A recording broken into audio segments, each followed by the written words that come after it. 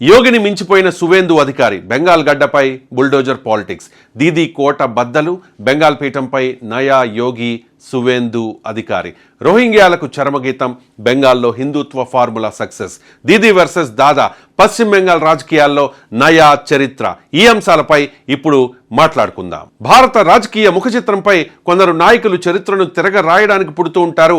ఉత్తరప్రదేశ్లో మాఫియా సామ్రాజ్యాన్ని బుల్డోజర్లతో కూల్చేసి నయా శాంతి భద్రతలకు కేర్ ఆఫ్ అడ్రస్ గా మారిన యోగి ఆదిత్యనాథ్ ఫార్ములా దేశ రాజకీయాలను ఎలా షేక్ చేసిందో చూసాం. కానీ ఇప్పుడు అంతకంటే అత్యంత క్లిష్టమైన వ్యూహాత్మకమైన బెంగాల్ గడ్డపై సరికొత్త కాషాయ విప్లవం సృష్టిస్తోంది.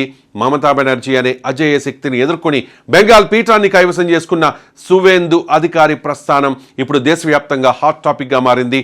అసలు యోగిని మించిపోతోన్న సువేందు వ్యూహం ఏంటి? బెంగాల్ హిందుత్వ ఫార్ములా వెనుక ఉన్న ఆ సంచలన నిజాలేంటో ఇప్పుడు చూద్దాం. బెంగాల్ గడ్డపై కాషాయ శంఖారావం పశ్చిమ బెంగాల్ రాజకీయాల్లో 2026 మే 9 ఒక నూతన అధ్యాయానికి తెరలేచింది. దశాబ్దాల కమ్యూనిస్టు పాలనను ఆ తర్వాత సుదీర్ఘ తృణమూల్ కాంగ్రెస్ హవాను దాటుకుని బెంగాల్ గడ్డపై మొట్టమొదటి బీజేపీ ప్రభుత్వం కొలువుదీరింది. ముఖ్యమంత్రిగా సువేందు అధికారి ప్రమాణ స్వీకారం చేస్తుంటే కోల్కతా వీధులన్నీ కూడా కాషాయమయంగా మారిపోయాయి. 2021లో మమతా బెనర్జీని ఆమె సొంత నియోజకవర్గమైన నందిగ్రామ్లో ఓడించి జైంట్ కిల్లర్ గా నిలిచిన సువేందు 2026 సమరంలో మరో అడుగు ముందుకేశారు. అటు నందిగ్రామ్ను నిలబెట్టుకుంటూనే ఇటు మమత నయా కోటగా భావించే భవానీపూర్లోనూ ఆమెపై చరిత్రాత్మక విజయం సాధించారు. సువేందు అధికారి విజయ రహస్యాన్ని అర్థం చేసుకోవాలంటే ముందుగా ఉత్తరప్రదేశ్లో యోగి ఆదిత్యనాథ్ సృష్టించిన రౌడీయిజం ముక్త్ ఫార్ములాను విశ్లేషించాలి. 1998లోనే కేవలం 26 ఏళ్ల వయసులో ఎంపీగా గెలిచిన అజయ్ మోహన్ సింగ్ బిష్ట్ గోరఖ్నాథ్ మఠాధిపతిగా యోగి ఆదిత్యనాథ్గా మారారు. 2017లో యోగి యూపీ పీఠాన్ని అధిష్ఠించే నాటికి ఆ రాష్ట్రం బీమారు రాష్ట్రాల జాబితాలో ఉండేది. గూండారాజ్, ల్యాండ్ గ్రాబింగ్ అంటే భూకబ్జాలు, పొలిటికల్ మాఫియాతో ప్రజలు భయంగా బతికేవారు. కానీ యోగి రాకతో సీన్ పూర్తిగా మారిపోయింది. ముఖ్యమంత్రి అయిన తొలి రోజే ప్రభుత్వ విలాసాలకు స్వస్తి పలికి నేరగాళ్ల గుండెల్లో రైళ్లు పరిగెత్తించడం ప్రారంభించారు యోగి ఆదిత్యనాథ్. గర్జించిన బుల్డోజర్లు, మారిన సరిహద్దులు, యోగి పాలనలో చట్టం తన పని తాను చేయడం కాదు, వేగంగా దూసుకుపోయింది. 2017 నుంచి ఇప్పటి వరకు యూపీలో 8,000కు పైగా ఎన్కౌంటర్లు జరిగాయి. 222 మంది కరడుగట్టిన నేరస్తులు హతమయ్యారు. విక్రమ్ దూబే, ముఖ్తార్ అన్సారీ, అతీక్ అహ్మద్ లాంటి మాఫియా డాన్ల సామ్రాజ్యాలు కుప్పకూలిపోయాయి. దాదాపు 67,000 ఎకరాల ప్రభుత్వ భూమిని మాఫియా పట్టు నుంచి విముక్తి చేసి 20,000 కోట్లకు పైగా విలువైన ఆస్తుల్ని స్వాధీనం చేసుకున్నారు.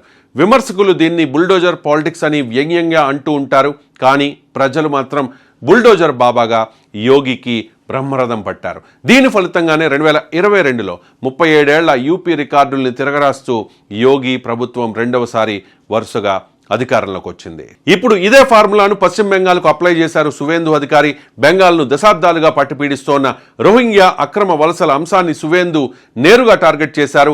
ఓటు బ్యాంకు రాజకీయం కోసం టీఎంసీ ప్రభుత్వం రోహింగ్యా చొరబాటుదారులకు నకిలీ గుర్తింపు పత్రాలు ఇస్తోంది, దేశ సరిహద్దుల్ని ప్రమాదంలోకి నెడుతోంది అంటూ సువేందు చేసిన ఆరోపణలు సామాన్య ఓటర్లలో తీవ్ర ఆలోచనను రేకెత్తించాయి. భారతీయ ముస్లింలకు తాము వ్యతిరేకం కాదని, కానీ అక్రమ చొరబాటుదారుల్ని ఏరివేస్తామని సువేందు ఇచ్చిన స్పష్టమైన హామీ కాషాయ శ్రేణుల్లో కొత్త ఊపు తెచ్చింది. బంగ్లాదేశ్ సంక్షోభం, హిందూ ఓట్ల ఏకీకరణ.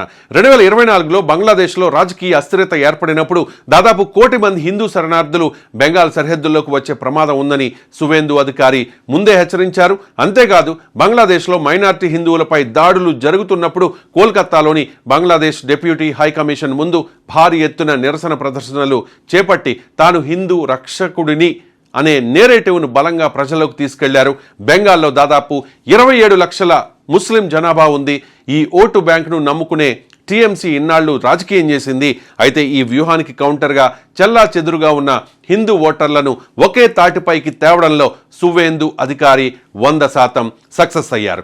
యోగి ఆదిత్యనాథ్, సువేందు అధికారి ఇద్దరి శైలిలోనూ అగ్రెసివ్ టోన్ ఉంటుంది, హిందుత్వ లైన్ ఉంటుంది, అక్రమ వలసలపై రాజీ లేని పోరాటం సమానంగా కనిపిస్తాయి. అయితే యోగి పుట్టుకతోనే మఠాధిపతి కావడం వల్ల ఆయనకు ఆర్ఎస్ఎస్ అలాగే హిందుత్వ నేపథ్యం సహజంగానే అబ్బింది.